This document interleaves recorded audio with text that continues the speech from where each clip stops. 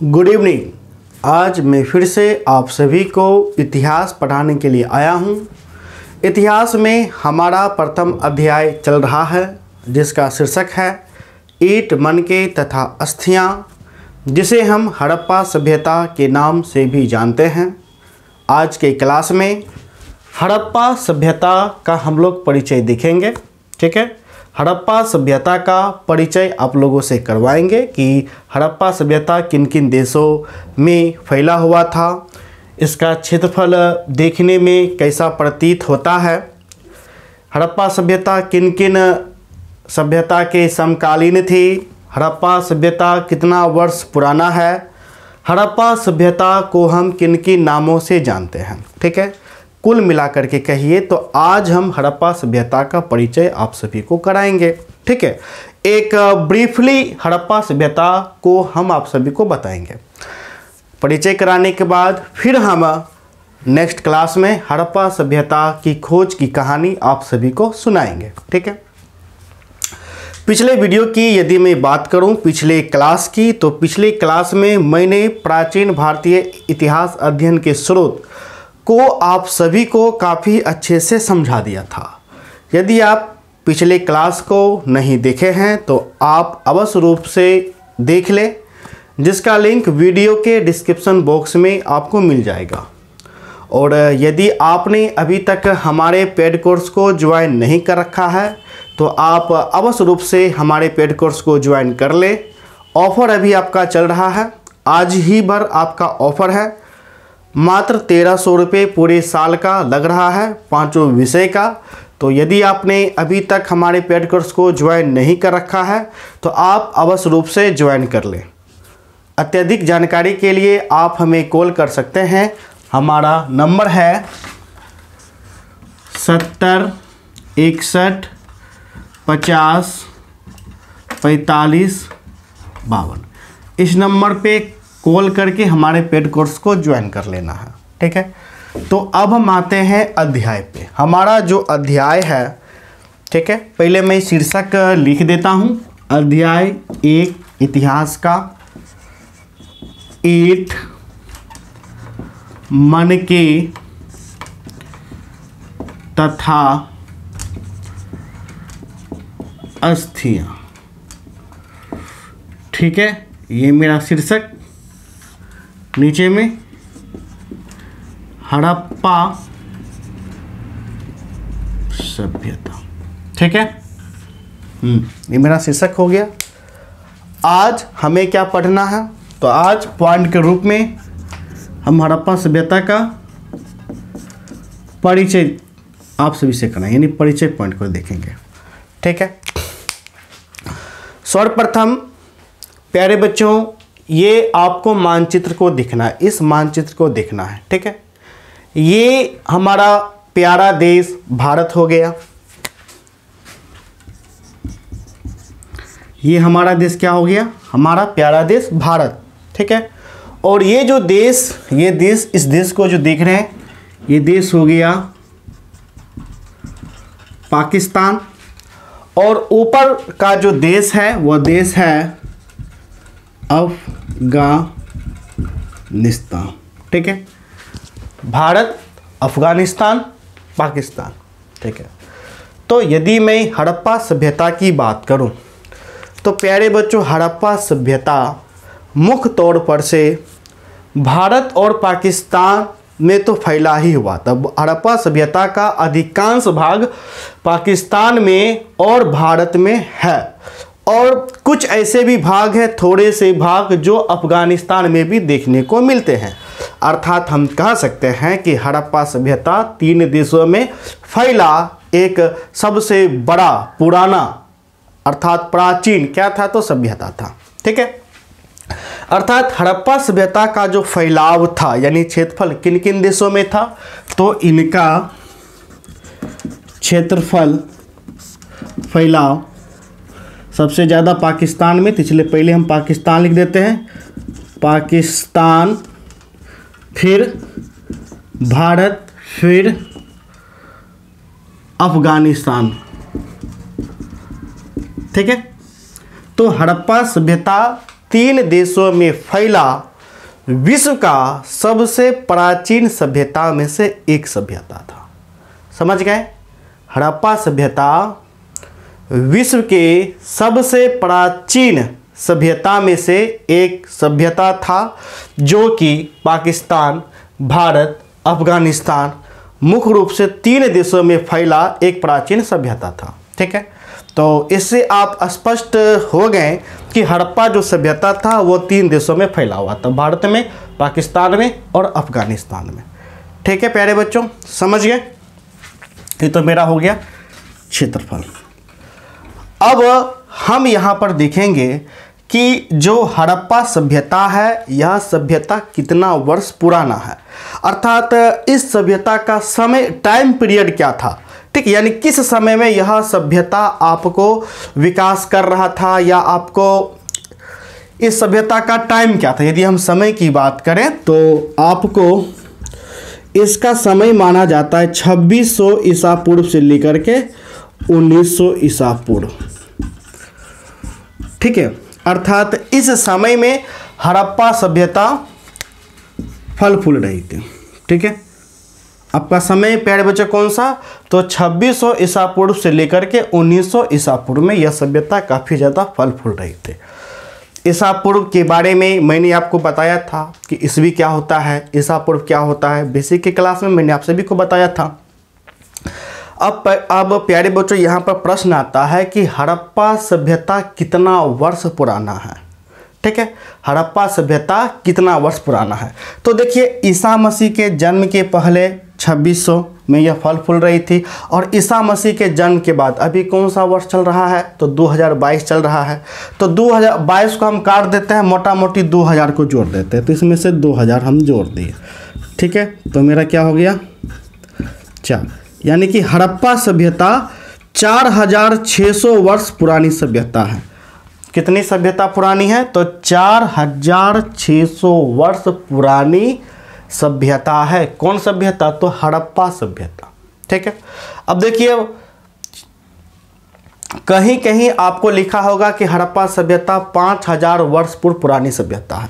तो प्यारे बच्चों देखिए, ये 4600 वर्ष कहिए, या इस चूंकि 0.5 के बाद जैसे 6 ज़्यादा हो गया तो इसे हम 5000 भी माना जा सकता है, क्योंकि यह जो वर्ष होता है एक संभवतः तिथि माना गया है कि इस जो हड़प्पा सभ्यता है कि लगभग इतना वर्ष क्या होगा, तो पुराना सभ्यता होगा। ठीक है, तिथि की खोज के बारे में मैंने बताया था, कार्बन 14 विधि। कार्बन 14 विधि से ही आपको यह मालूम किया गया है कि हड़प्पा सभ्यता कितना वर्ष आपको सभ्यता, कितना वर्ष पुराना सभ्यता है। कार्बन 14 के बारे में मैंने आप सभी को समझाया था, कमेंट करके बताइएगा कि आप समझे थे कि नहीं समझे थे। ठीक है, तो हड़प्पा सभ्यता कितना वर्ष पुराना सभ्यता है, तो 4600 वर्ष पूर्व, 4600 वर्ष पुराना सभ्यता है। इसका टाइम पीरियड आपको माना जाता है 2600 ईसा पूर्व से लेकर के 1900 ईसा पूर्व तक आपको माना जाता है। ठीक है, अब ईसा पूर्व आपको एक बार और से मैं आपको समझा देता हूँ। ये हो गया मेरा ईसा मसीह। ईसा मसीह के जन्म के पहले की घटना को ईसा पूर्व कहते हैं। ठीक है, ईसा मसीह के जन्म के पहले की घटना को ईसा पूर्व, जन्म के बाद की घटना को ईस्वी। अभी जैसे कि 2022 चल रहा है, तो ये जन्म के बाद वाला घटना हुआ, तो ये हो गया 2022 ईस्वी। ठीक है, अब जन्म के पहले 2600 ईसा पूर्व पहले वर्ष, तो ईसा पूर्व हो गया। अब ये तो किधर चलेगा, ये तो समय इधर की ओर चलेगा, इसलिए ये क्या होगा, ये घटेगा। ये क्या होगा, तो घटे, जैसे हर 1900 गया तो घटते घटते इधर की ओर आपको मूव करेगा। ठीक है, तो समझ गए। अब हम आते हैं हड़प्पा सभ्यता के नाम के संदर्भ में। ठीक है, नहीं नाम हम बाद में बताते हैं, सर्वप्रथम हम बताते हैं कि जो हड़प्पा जो सभ्यता था, क्या उस सभ्यता के समकालीन कोई और भी सभ्यता था। समकालीन का मतलब होता है कि उस समय में किसी और सभ्यता का भी होना। जैसे मान के चलिए आज भारत देश है, भारत देश के साथ साथ अमेरिका देश भी है, नेपाल भी है, पाकिस्तान भी है। ठीक है, ब्रिटेन भी है, चीन भी है, बहुत सारा देश है कि नहीं है, देश बहुत सारा देश है जिससे हम आयात और निर्यात करते हैं, अर्थात वस्तु को खरीदते हैं, उसको बेचते हैं, ठीक है। उसी प्रकार जो हड़प्पा सभ्यता था, क्या हड़प्पा सभ्यता की भी समकालीन और भी सभ्यता थी? तो प्यारे बच्चों बिल्कुल हाँ, हड़प्पा सभ्यता के समकालीन मुख्य रूप से 3 सभ्यता थी। कितनी सभ्यता थी? तो 3 सभ्यता थी, ठीक है। एक तो हड़प्पा सभ्यता स्वयं हो गया, जिससे हम पढ़ रहे हैं, ठीक है। अब आपका जो दूसरा जो सभ्यता, इस पॉइंट को नोट करते जाइएगा प्यारे बच्चों कॉपी में, ठीक है ना। अब जो दूसरा जो सभ्यता था, वह दूसरा सभ्यता था मेसोपोटामिया की सभ्यता, ठीक है। मेसोपोटामिया की सभ्यता दूसरा। तीसरा आपको था चीन की सभ्यता और चौथा था आपको मिस्र की सभ्यता। पहला हो गया हड़प्पा सभ्यता, तो स्वयं एक प्राचीन हो गया। इसके समकालीन मेसोपोटामिया की सभ्यता, फिर हो गया चीन की सभ्यता, फिर हो गया मिस्र की सभ्यता, ठीक है। अब मैं आपको बता दूंगा ये जो समकालीन सभ्यता थी ये किन किन नदियों पर स्थित थे। मैं आपको ये भी नाम आपको अच्छे से लिख देता हूँ। सर्वप्रथम ये कॉपी में आप लोग अच्छे से लिख लीजिएगा, ठीक है। इसलिए अब हम इसको मिटा देते हैं प्यारे बच्चों, क्योंकि हम यहाँ पर अच्छे से लिख देते हैं कि हड़प्पा सभ्यता के समकालीन कौन कौन सी सभ्यता थी। इसे आप लिख लीजिएगा, ठीक है, कॉपी में।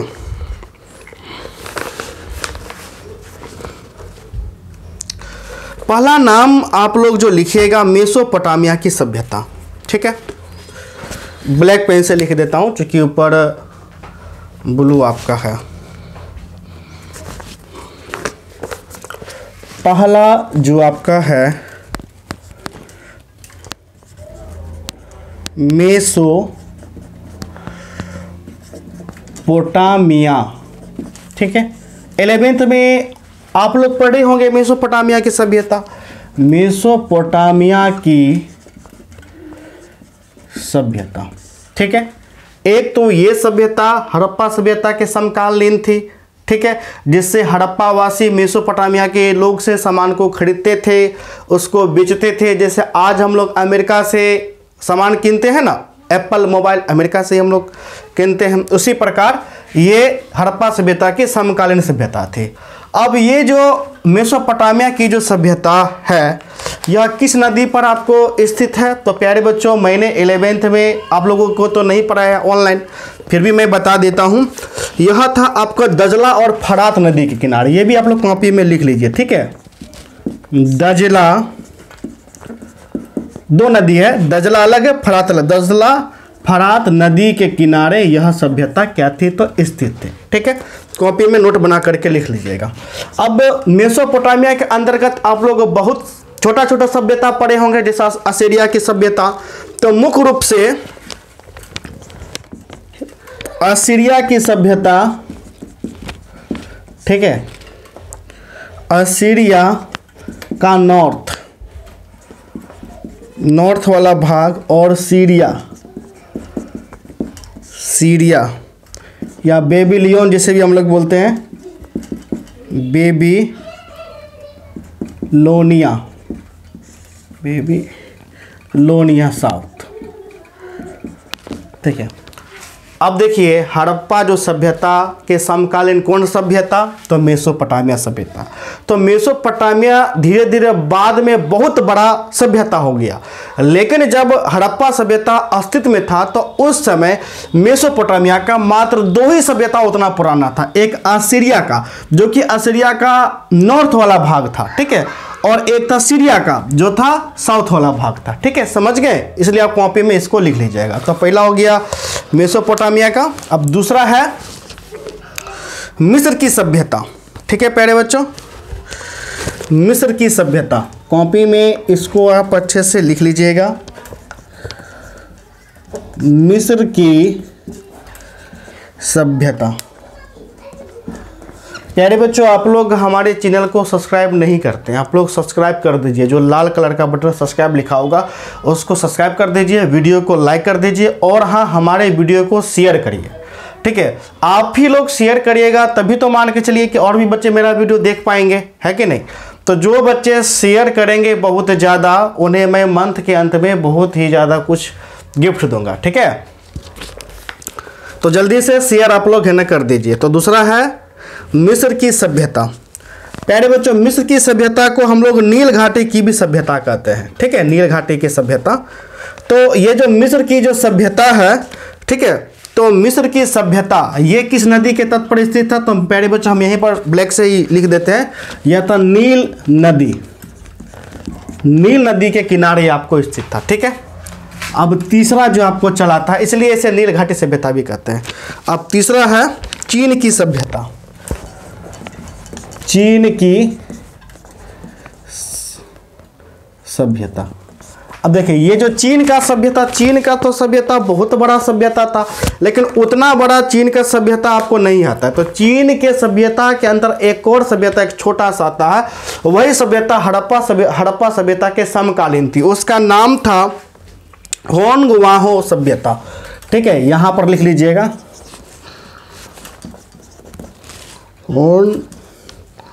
होन्गवाहो, चाइनीज नाम है, लग रहा है कि नहीं, चाइनीज, होन्गवाहो सभ्यता, ठीक है। ये किस नदी के किनारे था? तो ये था पीली नदी के किनारे, पीली नदी के किनारे, ठीक है। अब देखिए मैंने आपको ये क्यों लिखाया, इसलिए लिखाया क्योंकि यहाँ से ऑब्जेक्टिव प्रश्न पूछे जाते हैं। ऑब्जेक्टिव कभी कभी इतना डिफ़िकल्ट पूछ देता है, बोर्ड में इतना डिफ़िकल्ट पूछ देता है, जैसे हिंदी में पूछा था, डिफ़िकल्ट थोड़ा सा पूछ दिया था।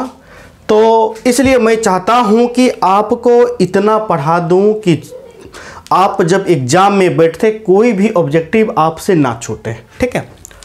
अब देखिए, अब आपके एग्ज़ाम में प्रश्न आएगा, क्या प्रश्न आएगा? हड़प्पा सभ्यता के समकालीन कौन सभ्यता थी? तो कौन सभ्यता थी?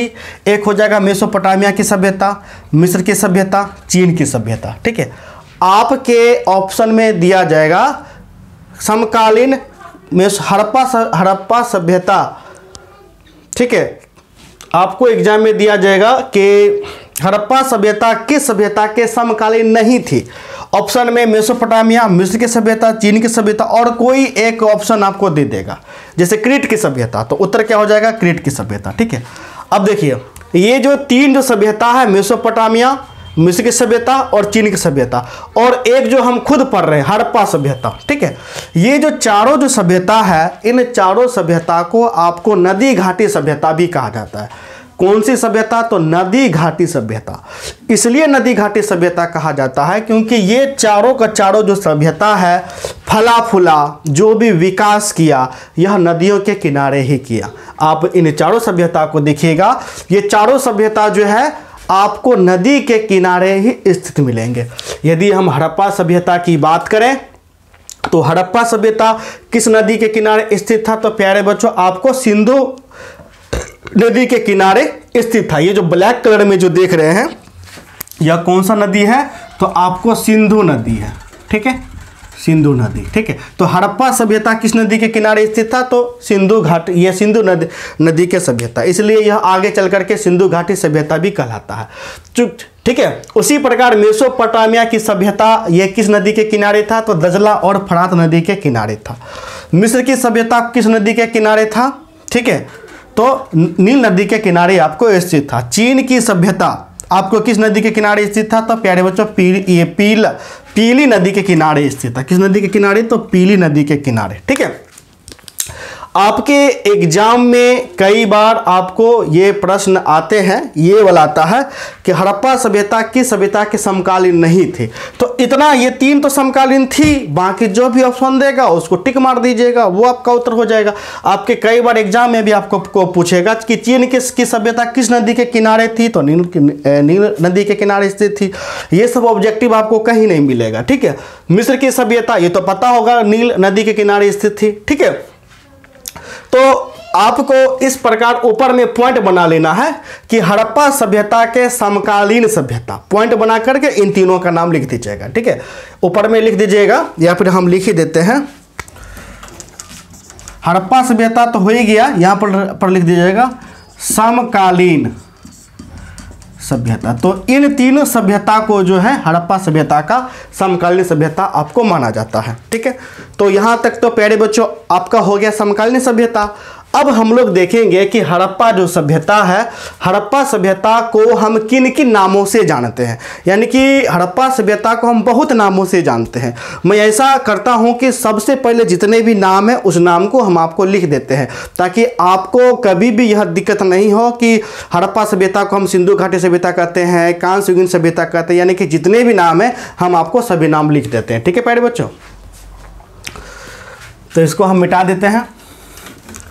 ये मानचित्र भी काफ़ी हम अच्छे से समझाएंगे, आप लोग रुके रहिए, ऐसा नहीं है कि क्लास ओवर हो गया। ठीक है, आप लोग पेड कोर्स जो बच्चे नहीं ज्वाइन किए हैं ज्वाइन कर लीजिए। पूरे साल भर का मात्र 1300 रुपये लग रहे हैं आज भर, कोई ज़्यादा फी आपका नहीं है। ठीक है, ऑफलाइन जाइएगा तो 800 का महीना आपको लगेगा।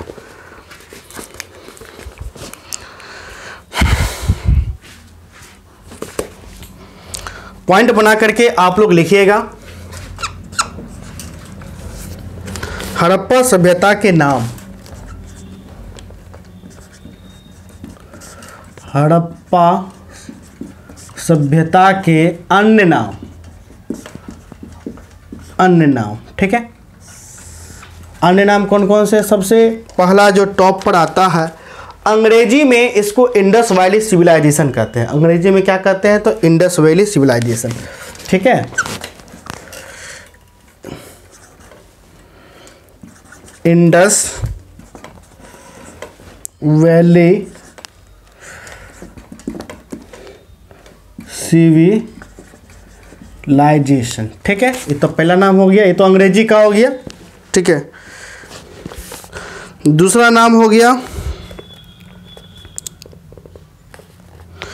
सिंधु घाटी सभ्यता।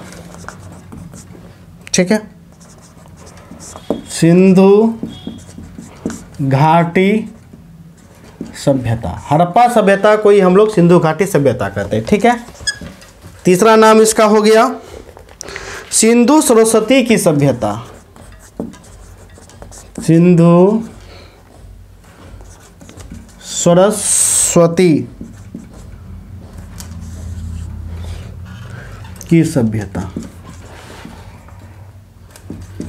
हम आपको नेक्स्ट क्लास में ये भी बताएंगे कि कैसे कैसे ये सभी नाम हड़प्पा सभ्यता को पढ़ा है, कैसे कैसे पढ़ा है, ये भी हम आपको बताएंगे। ऐसा नहीं है कि हम नहीं बताएंगे, हम ए से लेकर के जेड तक बताएंगे। इतना डीपली बताएंगे ना कि जितना आपके किताब में भी नहीं होगा।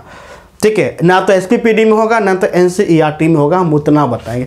अभी जो जितना बताए हैं, ठीक है, क्या आपको किताब में दिखेगा कि चीन सभ्यता में कि कौन सा सभ्यता हड़प्पा सभ्यता के समकालीन था? नहीं दिखेगा आपको। ठीक है, खोज करके देख लीजिए, नहीं दिखेगा। चौथा में आपको आता है कांस्यकालीन सभ्यता, इसको कांस्य युगीन भी बोलते हैं, कांस्यकालीन सभ्यता। आप लोग कॉपी में इसको अच्छे से लिख लीजिएगा, इतने नामों से हम लोग जानते हैं, ताकि मेरा जो बच्चा हो कभी कन्फ्यूजन में ना रहे कि हड़प्पा सभ्यता को हम किन किन नामों से जानते हैं। ठीक है, आप यदि हमसे पढ़ते हैं ऑफलाइन नहीं भी पढ़िएगा तो देखिएगा कि आप ऑफलाइन वाले बच्चों से बेहतर आप होंगे। ये मैं लिख करके देता हूँ। ठीक है, आप कंपेयर कर लीजिएगा खुद से। ताम्र पाषाणिक सभ्यता। ठीक है, छठा हो गया मेलवा सभ्यता, मेलवा सभ्यता। 6 मुख्य रूप से है, और भी आपको नाम है, लेकिन हम आपको 6 तक आपको दे दिए। ठीक है, चलिए अब हम आपको बताते हैं। ठीक है, इंडस वैली सिविलाइजेशन, हड़प्पा सभ्यता को हम लोग अंग्रेजी में इंडस वैली सिविलाइजेशन है ना कहते हैं। ठीक है, सर्वप्रथम ये तो अंग्रेजी का हो गया। अब इंडस ही इसका नाम क्यों पड़ा, इसको हम आगे बताएंगे। ठीक है, आगे बताएंगे। सर्वप्रथम हम लोग देख लेते हैं सिंधु घाटी सभ्यता। ठीक है, सिंधु घाटी सभ्यता। अब चूंकि ये जो सभ्यता है, जब हड़प्पा सभ्यता का खोज नहीं हुआ था, तो जो आपका जो पूरा तदवीर था, ठीक है, जॉन मार्शल, कौन था? तो जॉन मार्शल। ठीक है, उन्होंने पाया कि हड़प्पा, ये सिंधु घाटी, सॉरी ये जो सिंधु नदी है, इस सिंधु नदी के इर्द गिर्द बहुत सारा अवशेष मिला था। ठीक है, अवशेष मिला था, पुराना अवशेष। उनको लग गया कि पक्का सिंधु नदी के किनारे कोई आपको एक सभ्यता रहा होगा, इसलिए उन्होंने इसका नाम दिया सिंधु घाटी सभ्यता। ठीक है, अब ये जो सिंधु जो नदी है, ये काला रंग का, ये सिंधु आपका मेन नदी है, जबकि ये सभी सहायक नदी है। जैसे ये झेलम हो गया, चेनाब हो गया, सतलज हो गया, रावी हो गया, ये सभी मिल करके एक बहुत बड़ा सिंधु का धारा बनाता है, जो कि मेन धारा हो जाता है, बड़ा नदी हो जाता है सिंधु नदी। तो माना जाता था उस समय कि एक पुरानी सभ्यता है, लेकिन वह सभ्यता कहाँ है इन्हें पता। ठीक है, लेकिन सबको इतना पता था, पुरातत्वविद को इतना पता था कि यह सभ्यता पक्का ही इस नदी के किनारे इर्द गिर्द होगा, जिसका खोज आपको जारी था। तो उस समय इसे सिंधु घाटी सभ्यता के नाम से आपको जानते थे। चूंकि ये सिंधु नदी के किनारे था इसलिए ये घाटी हो गया, इसलिए इसे सिंधु घाटी सभ्यता के नाम से आपको जाना गया था उस समय। फिर धीरे धीरे लोगों, जो पुरातत्वविद को लगा कि यह सिंधु के बजाय हो सकता है कि उस समय इसके बगल में एक सरस्वती नदी थी, तो कहीं सरस्वती नदी के किनारे यह सभ्यता होगी, इसलिए आगे चल करके इसे सिंधु सरस्वती की सभ्यता आपको कहा गया। जब हड़प्पा सभ्यता को खोज हो गया, चूंकि जब खोज हुआ तो खोज में तो सबसे पहले खोज का पता चला एक क्षेत्र था, उस क्षेत्र का नाम था हड़प्पा, जगह का नाम था हड़प्पा। चूंकि सिंधु घाटी सभ्यता का सबसे पहले खोज हड़प्पा जगह में हुआ, इसलिए इसे हड़प्पा सभ्यता कहा गया। क्या कहा गया? हड़प्पा सभ्यता। ठीक है, तो सातवां नाम क्या हो गया? हड़प्पा सभ्यता। ठीक है, समझ गए कि हड़प्पा सभ्यता क्यों कहते हैं। फिर आता है कांस्यकालीन सभ्यता या कांस्य युगीन सभ्यता। चूंकि इस सभ्यता में अवशेषों के माध्यम से पाया गया कि इस सभ्यता में ज्यादातर वस्तु कांसा का बना हुआ है। किसका बना हुआ है? कांसा का। ठीक है, यानी कि खाना बनाने के लिए बर्तन भी कांसा का, मुद्रा भी कांसा का, कृषि योग्य औजार भी कांसा का, यानी सब चीज कांसे कांसा। तो कांसा का ये लोग इतना प्रयोग किए, ठीक है, और इनके विकास में ये लोग इतना तरक्की कर पाए, वो कांसा के ही वजह से तरक्की कर पाए। अब कांसा क्या होता है? देखिए, तांबा तो अब सुने होंगे, तांबा टीना। तो तांबा टीना को ये लोग पिघला करके मिला देते थे ना, तो एक नया धातु मिलता था, जिसका नाम अब नया धातु बनता था। तांबा को टीना को पिघला करके दोनों जब मिला दिया जाए, फिर उसको ठंडा कर दिया जाए, तो एक नया धातु तैयार होता है, जिसको हम कांसा बोलते हैं। ठीक है, उन्हीं कांसों से ये लोग अपने आवश्यकता की सामग्री बनाते थे, जो कि सबसे ज्यादा बनाते थे। इसलिए इतिहासकारों ने इसे कांस्य युगीन सभ्यता कहा या कांस्यकालीन सभ्यता भी कहा। इसलिए हड़प्पा सभ्यता को कांस्यकालीन सभ्यता के भी नाम से जाना जाने लगा। ताम्र पाषाणिक कालीन, क्योंकि यह तांबा का आपको ज्यादा प्रयोग होता था। अब जो लास्ट में जो आता है मेलवा सभ्यता। अब ये मेलवा सभ्यता, इसका नाम कैसे पड़ गया? क्योंकि मैंने अभी आपको बताया कि जो आपका हड़प्पा सभ्यता है, हड़प्पा सभ्यता के समकालीन मेसोपोटामिया सभ्यता है। तो मेसोपोटामिया सभ्यता में एक मेलवा सभ्यता का जिक्र है। इतिहासकारों का मानना है कि यह मेलवा सभ्यता कोई और नहीं बल्कि सिंधु घाटी सभ्यता ही है, क्योंकि उनके बहुत सारे साक्ष्य पाए गए, जैसे मुद्रा पाए गए मेसोपोटामिया, यानी सिंधु घाटी सभ्यता का जो मुद्रा है वह मेसोपोटामिया में पाया गया, मेसोपोटामिया का मुद्रा सिंधु घाटी में आपको पाया गया। इसलिए इतिहास और इस सभ्यता में, मेसोपोटामिया की सभ्यता में मेलवा का जिक्र था। इतिहासकार ने इसलिए कहा कि यह मेलवा सभ्यता कोई और नहीं बल्कि कौन? तो सिंधु घाटी सभ्यता है। इसलिए सिंधु घाटी सभ्यता को मेलवा सभ्यता भी कहा जाने लगा। ठीक है, इसके अलावा भी हड़प्पा सभ्यता का और अन्य नाम है, जैसे प्रथम नगरीय सभ्यता। इस सभ्यता को प्रथम नगरीय सभ्यता भी कहा जाता है।